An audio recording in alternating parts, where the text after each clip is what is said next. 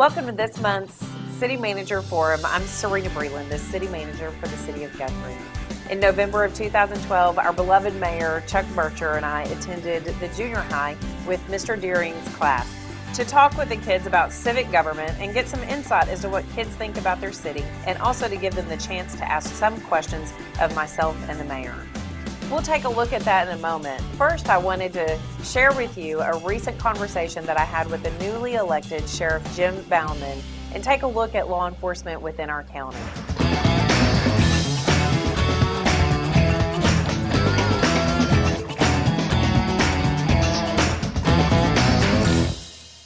And we're back here today with our very special guest, the newly elected Sheriff, Jim Bauman. Jim, thanks for being with us here today. You're welcome. I wanted to ask you a couple questions. I know that you've been the sheriff before. You were elected your first term, and now you're elected to your second term. Correct. Talk to you a little bit about your background. Tell me a little bit about what got you here today. Well, I've been in law enforcement for about 33 years. Started back in the 80s and went through the gamut from patrol to everything that you can do, narcotics, everything. I enjoyed law enforcement. I did it for 20 some odd years before I retired, and I thought I could stay retired. That happened for about 6 months, and then I got back into it. And 2008, I saw a chance to run for the sheriff of Logan County, and I took that opportunity, and here I am today. Wonderful. Tell me, what did you want to be when you were a little kid? When someone asked you what you wanted to be when you grew up, how did you respond? I wanted to be a cop. How neat. That's all I've ever wanted to do. That's great. Not many of us can say that we get to do what we decided to when we were very young. That's true. That's great. What made you then enter public service? At what age were you? Tell me a little about that dedication. I was 24, 25 years old when I got into law enforcement, and I was all about chasing the bad guys and putting bad guys in jail, and that was a way to help the citizens. We get the bad guys off the street. And I just enjoyed it, and it became a lifelong life just to do it. And you still get to do that. And I still get to do it. That's great. Tell me a little bit about the size of, I'm new to the area. Tell me a little bit about the size of the county sheriff's office. Our sheriff's office, population-wise, we have approximately 60 employees. I have 21 to 22 deputies, 3 investigators, and we cover an area of about 850 miles in the county, most of it rural. We have our South County and our cities. We have several cities, Guthrie being the largest, and it's a pretty good size area to cover. In your first term, you got to see some things as a sheriff as the first time, and probably got to get your feet really wet and do some things and got to know a little bit of the lay of the land. Here you are on your second term. What are some things that you'd like to do in the second term? Our second term, we're working on building more substations. As we talk, Langston University is building a 5,000 square foot police department, and we have partnered with them to put a substation in their new police department. It will cover the eastern part of our county. We have a substation in the south, and I'm also working with Crescent to put one in Crescent to cover that part of the county. We're working on community policing. We have, right now we do neighborhood watch programs, and I have one officer assigned to that, and what we're going to do is each area that has a neighborhood watch will assign a special deputy that people in that area will get to know that deputy personally, and if they have problems, then they can call that deputy while he's on duty, and he will come and answer anything that they can answer for him, whether it be a crime or just information. And it helps us, I think, will help us get in tune with our people, our community, and have a better relationship with the county. That's in your second term. Have you already put any thought into running again for a third time? Oh, wonderful, yes. Wonderful. What can, I'm the city manager for the city of Guthrie. What is there things that the city can do or have done in collaboration with the county? Well, we work really well with the city. If they need any help from us, we're there to give it to them. They help us. We utilize the police range for training. We have a combined SWAT team, and we have their Guthrie officers and our officers. We even have some other city officers in other parts of our county, a multitask team. So we work really good together. And I just can't, right off the top of my head, think of anything. We're doing really good together now. And if there's anything that we can do, we need them to, don't hesitate to call us. Well, I'm proud to be in the city of Guthrie. I'm proud to be in the the Logan County area. I'm proud that you're our sheriff. I really appreciate the work that you've done for us, and we look forward to all those items in the second term. Thanks for joining us here with Sheriff Jim Bauman.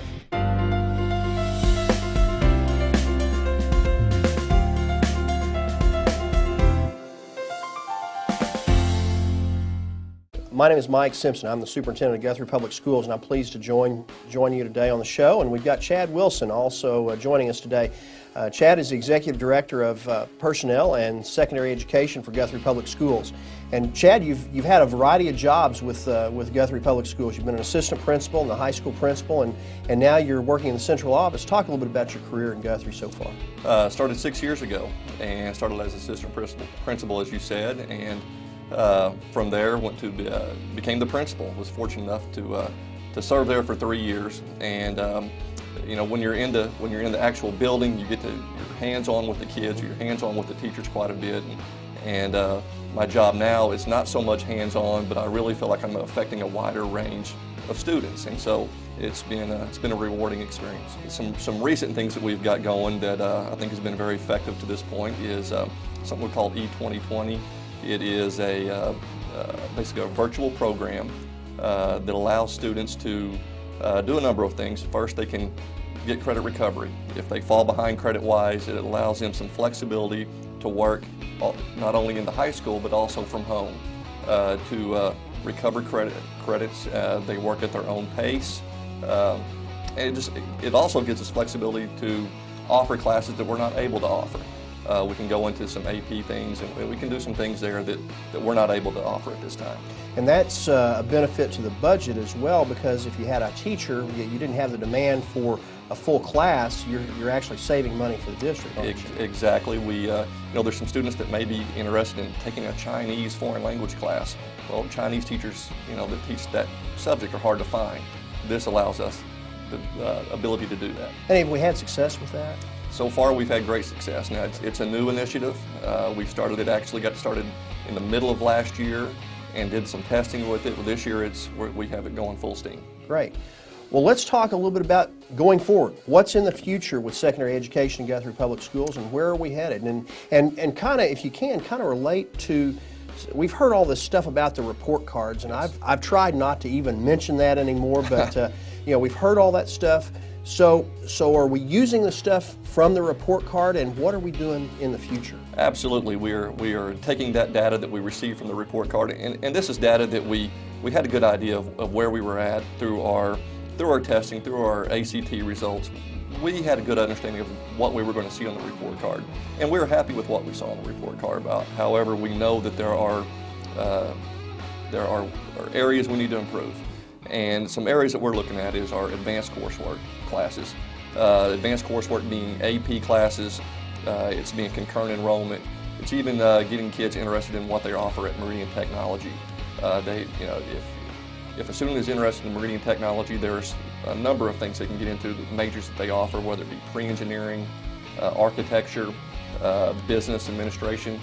And at the high school, we're looking at adding some AP courses. So what's AP? Let's tell everybody what AP is. AP is advanced placement classes, and basically you can get college credit. You can get up to 6 hours of college credit as a high school student. And this is at a much lower cost than it would be as if you enrolled as a freshman in college. And right now we offer classes through Rose State. And it's basic classes. It's you know, your algebra or college algebra classes, psychology, history, sociology. Presently, we are working in conjunction with Langston University, as well as Northwestern Oklahoma State University, to maybe add some more opportunities for our students. That's wonderful. Well, you know, there's been a lot of talk in the last 2 or 3 years about college and career ready for our students, and the goal, not just by, really the goal nationally is to have our students college and career ready when they leave us. And so it sounds like we've got a lot of things in place for the college side of things, and then you touched a little bit on, at Meridian, the career side of things. Maybe Absolutely. Touch a little bit more on what Meridian Technology Center in Stillwater offers our students. Well, as I said, Meridian has a very wide variety, and I touched on just a few of the the majors they have to offer there. And the newest one there is a pre-engineering major that will allow students to get that basis for when they do go to college to jump right into a program and get going. But they also offer the construction, the architecture, business, cosmetology, and it's a program that it allows them to go to school and to still participate in activities at the high school, but at the same time really focus their efforts to whenever they do graduate high school, they're ready to start a career. And do we have any other initiatives with Meridian Technology Center that are here in town, or do they have to go to Stillwater for all of it? Absolutely. We have at the junior high, we have a program that is brand new as of last year, and we're continuing that this year. And it is a robotics program that they can come in, that students can really draw. It's really to draw their interest as a 7th or 8th grader to once they get into high school to really go in that direction. And it's basically a feeder program into the Meridian Technology Center. Well, that all sounds great. Now tell us the things that you've seen change in education just in your short career. You haven't been in this for 50 years, long. but tell us a little bit about what you've seen change. Well, there's been a number of things change, and a lot of the change has been in the classroom, what teachers do in the classroom. It's not like it was when I was in school. Everyone is pretty accountable for it. Pretty's not the right word. It's very accountable for what they do in the classroom. And the big thing that I see is you need to show evidence of student learning. And and that brings up the new TLE. The new TLE stands for Teacher Leader Effectiveness, and it was adopted by the state of Oklahoma this last year. And this is the first year for that. Guthrie actually last year put together a committee of teachers and administrators to look at the 3 models that we had available to us that the state of Oklahoma presented to us. And what we're talking about is how we evaluate teachers and Exactly. how we determine if they are of quality and the type of quality that we want in Guthrie Public Right. Schools. It determines that they're effective at what they do. And what this committee chose was a model called the Marzano model, which has been a very popular model. It really looks at the effectiveness of the teacher. It's a growth model, places a teacher on an area and then we expect them to grow and show improvement throughout the year. So it's about improvement then. Exactly. And I think that's an important thing when we talk about education is, things have changed tremendously in the last 10 to 15 years. It's not anything like it was, like you said, when you and I were in school.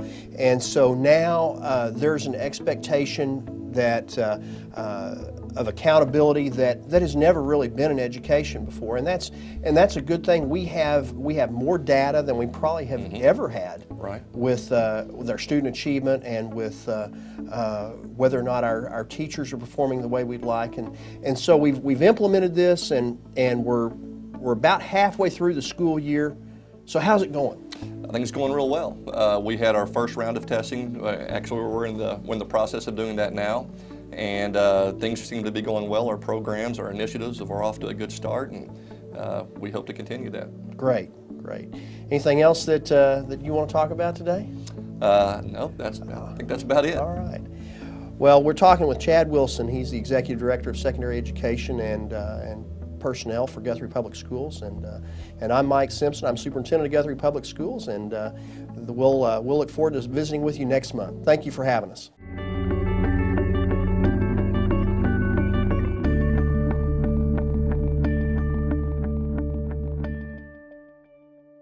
Hi, I'm at Byron Berline's Double Stop Music Hall, and we want to talk about everything going on here in February. I've got a special guest with me today. Cowboy Jim Garland is here. We snatched him up when he came out a few minutes ago, and he's going to tell us all about Fiddle Fest, February the 9th. Yeah, February the 9th, that's when it's going to be, and I tell you, it's going to be great fun. I know for sure we have 12 different fiddle people coming from all over the state. Tulsa, down around Ada and Atoka, and young and some old folks alike, they've got a little gray hair. And so it'll be a great evening that evening. A couple of different music sets going on there, Okay. and a lot of different styles. A little Celtic, a little bluegrass, a little Western swing, and it'll be a fun night. That is great.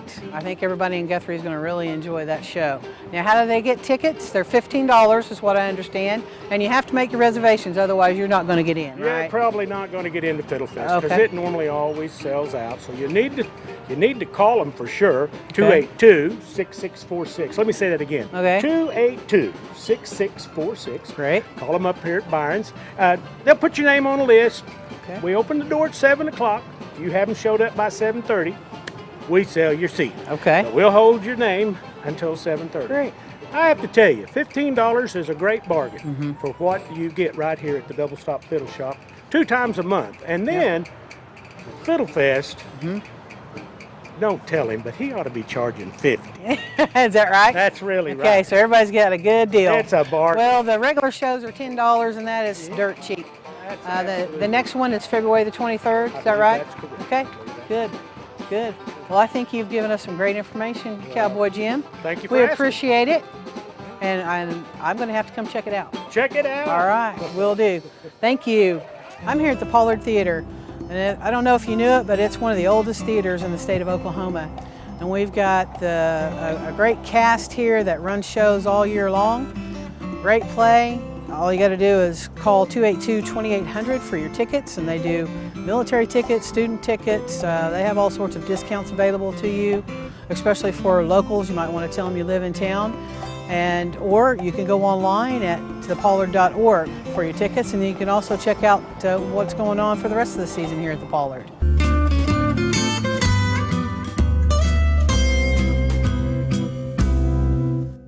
At the beginning of the show, I talked about Mayor Chuck Burtcher and I attending Guthrie Middle School, and here's a look at the mayor and I going back to school.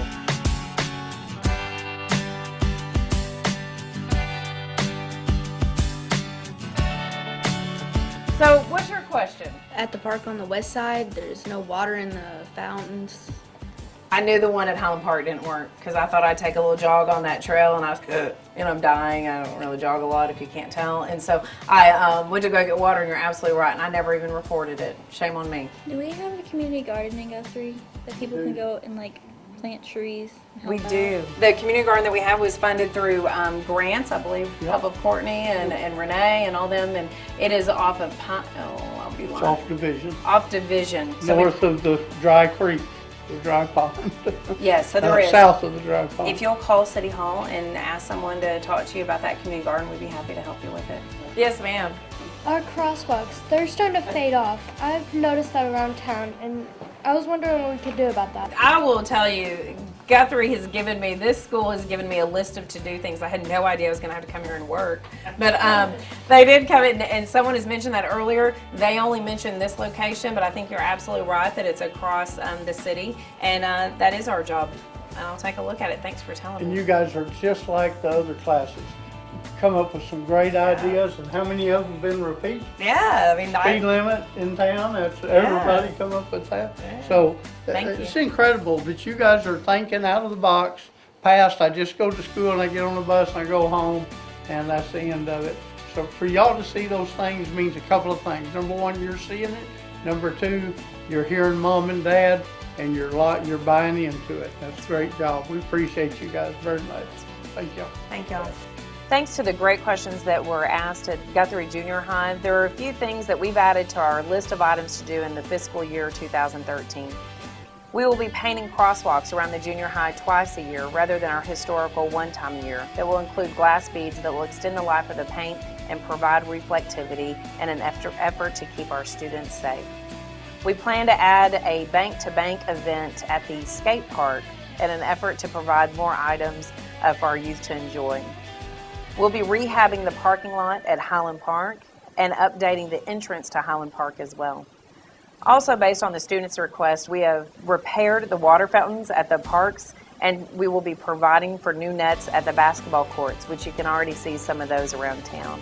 We'll be installing lights at Highland Park trails. We'll be providing maintenance to our tennis courts, and we will be upgrading some of the playground equipment also at Highland Park. Additionally, we will upgrade the horseshoe pit at Mineral Wells Park. With true sincerity, thank you to the students at Guthrie Middle School in an effort to bring these things to our attention. Thanks for joining us, and I'll see you next time right here on the City Managers Forum.